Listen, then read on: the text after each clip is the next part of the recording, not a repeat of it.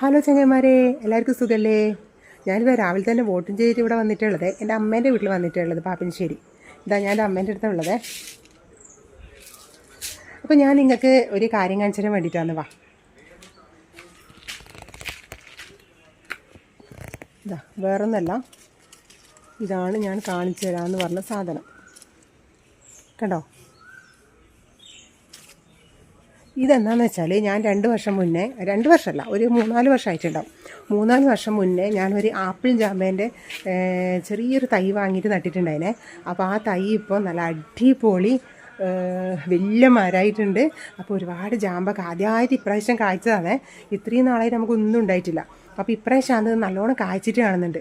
അപ്പോൾ അത് കണ്ടതിനൊക്കെ ഭയങ്കര സന്തോഷമായി. കാരണം എന്താ വെച്ചാൽ നമ്മളൊരു സാധനം കൊണ്ട് നട്ട് അത് കായ്ച്ച് അതിൻ്റെ അകത്തൊരു ഇതൊക്കെ ഉണ്ടാകുമ്പോൾ നമുക്കൊരു സന്തോഷം ഉണ്ടല്ലോ.